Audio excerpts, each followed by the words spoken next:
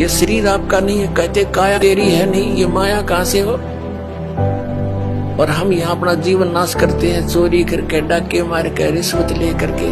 आप देखते हो मंत्री लोगों का भी इतिहास सुनते हो, और जजों के बारे में भी सुनते हो, IAS IPS के बारे में, और बहुत से इंजीनियरों के बारे में, डॉक्टरों के बारे में रिश्वत लेते हैं। धिक्कार है उनके जीवन को, उनको ज्ञान नहीं है, इसलिए विष खा रहे हैं। जब ये ज्ञान होगा, जहर दिखाई देगा आपको। परमात्मा ने बताया कि तुमने उस दरगाह का मैल नहीं देखा और धर्मराज के तिल तिल का देखा। तुमने वो स्थान देखा को ना जहां काउंट होता है, वहां छुपा नहीं सकते, वहां गवाह की आवश्यकता नहीं है। आप जो भी कर्म करते हो, आपके अंतःकरण में वो फिल्म की तरह गुप्त चित्र अंदर अंकित होते हैं, और इसकी एक कॉपी धर्मराज के दरबार में ऑटोमेटिक डेली चली जाती है। जब आप वहां जाओगे, आपकी RDX वहां तैयार पाओगी, और ला के कंप्यूटर में और आपको खड़ा कर देंगे सामने, अब देख तेरे कुक्रम और सुक्रम। वहां पूछने की, वहां ना करने की आवश्यकता कोई नहीं, इसने झूठ बोलने का समय ना मिल रहा है, अगमने ऐसा ना करे। वो तो करता दिखा है फिल्म में, जो आदमी कर रहा सारे काम, वो कैसे कहेगा हमने ना करे, नीची गर्दन कर लेता है। कहते तुमने उस दरगाह का मैल नहीं देखा और धर्मराज के तिल तिल का लेखा, एक एक तिल का। चिट्टी पायल बाजे पैर, साहेब सुनता है सब लहर। यदि हम सोच भी गलत करते हैं किसी के बारे में, वो भी अंकित होती है। हम सोच भी अच्छी बनाते हैं, भला करने की ना कर सकते हैं, दान करने की सोच करते हैं, नहीं कर पाते, उसकी भी राहत आपको मिलती है, वो भी गुड अकाउंट में होता है। और करना तो पड़ेगा ही पड़ेगा, लेकिन सोच अच्छी है वो भी अच्छा अकाउंट है। और सोच बुरी रखते हो, किसी के बुरा करना चाहते हो, तो वह भी लिखी पाओगी आपकी। पुण्यात्माओं, आज हम मनुष्य हैं और मनुष्य जीवन में हमें विशेष सुविधाएं प्राप्त हैं। हम ये सोचकर भी कंफर्म नहीं कर पाते कि हम पशु बन जाएंगे, हमारा ये विश्वास होता को नहीं। ठीक है, कहते हैं अपनी बुद्धि काम ना करे तो किसी समझदार से सलाह ले लेनी चाहिए।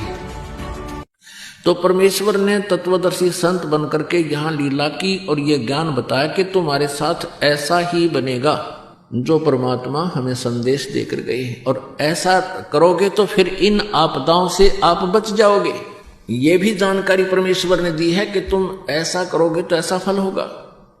इसका समाधान ये बताया कि पूर्ण संत से, पूरे गुरु से उपदेश लोगे तो ये आपके ऊपर आने वाली जो आपदाएं हैं ये टल जाएंगी, नकली गुरुओं से नहीं टलेगी। तो क्या बताते हैं कि फिर पीछे तू पशुआ की जय दीजय बैल बना, कि शरीर छूटने के बाद सत भक्ति जो नहीं करते और भक्ति भी कर रहे हैं नकली गुरुओं के पास बैठे, उनकी भी दुर्गति होगी। क्योंकि पूरा गुरु हो, सच्चा ज्ञान हो और शिष्य की श्रद्धा अटूट बनी रहे आजीवन, तो मोक्ष में कोई संदेह नहीं है। मर्यादा में रहे, मर्यादा तोड़ देने से भी आपको लाभ बिल्कुल नहीं होगा। सुखदेव ने 84 भुगती बना पजावे खरवो, तेरी क्या बुनियाद प्राणी तू पेंडा पंथ पकड़वो। कहते सुखदेव जैसे ऋषि ने भी 84 लाख योनियों का कष्ट उठाया, और तेरी क्या बुनियाद प्राणी तू पेंडा पंथ पकड़वो। पेंडा यानी वो मार्ग, वो पथ, वो रास्ता, वो सत साधना ग्रहण कर जिससे तेरी ये दुर्गति छूट जावे। वो मार्ग ग्रहण कर जिससे तेरी ये दुर्गति बचे, पशु पक्षी की योनियों में ना तू जा सके, सत भक्ति कर। और क्या बताते हैं, सुखदेव ने 84 भुगती और बना पजावे खरगो। सुखदेव जैसे महर्षि भी 84 लाख योनियों में भटकते रहे। सुखदेव ऋषि ने अपने आप बताया एक बार कि मैं गधा बन गया, 84 लाख योनियों भोग रहा था, अंधा हो गया। अंधा होने से मालिक ने मुझे त्याग दिया, लठ मारे घर से निकाल दिया।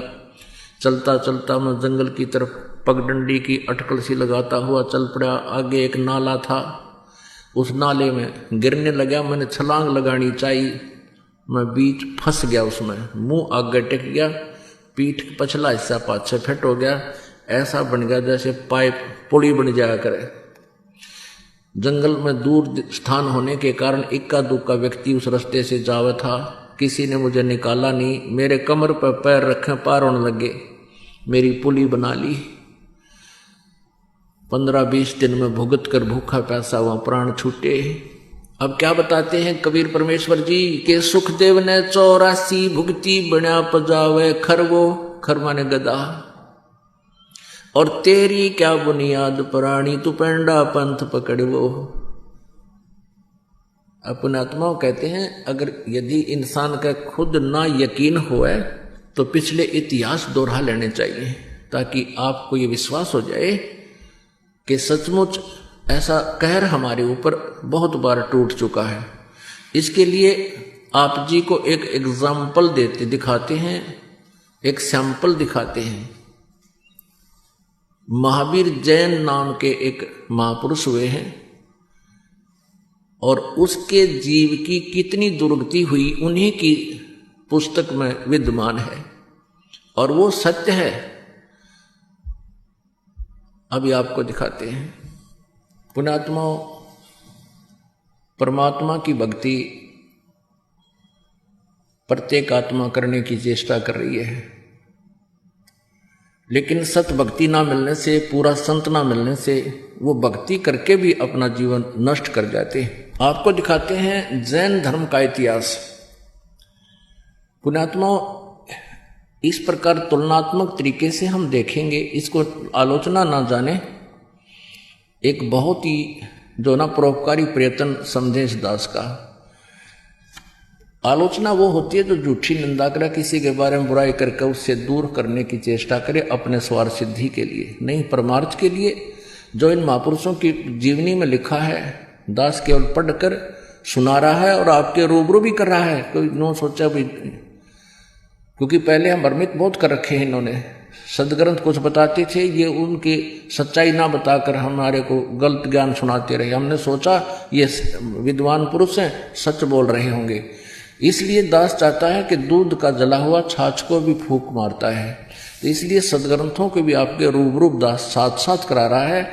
और आधुनिक जो टेक्निक है, जो परमात्मा ने आधुनिक तकनीक हमें दी है, प्रोजेक्टर, टीवी, ये इसीलिए दिए हैं दाता ने, ना पहले कोई नहीं इनके समझ में आई। ये मनुष्य सत्र की ये खोज नहीं है, ना 4 युग हो गए आज तक कोई विमान बना पाए, ना कुछ और नहीं करा। एक रेडू में 6 खेतर जोड़ कर रथ बना कर घुमाया करते, कितने काट ले जाया करते। तो ये इसीलिए दिया परमात्मा ने कि आप जी परमेश्वर पहचानो और पीछा छुड़वाओ, क्योंकि अब ये पीक टाइम आ गया भक्ति का, या बिचली पीढ़ी चल पड़ी और अब पूरे विश्व में ये ज्ञान फैलेगा। इसलिए परमात्मा ने सुविधा अभी 10-1 वर्ष से दी है। पहले नहीं था ये टीवी चैनल वगैरह, बहुत कम, एक ही होता था ये सरकारी चैनल। तो ये परमात्मा की कृपा आपके ऊपर है। तो ये दास तो पढ़कर सुना रहा है।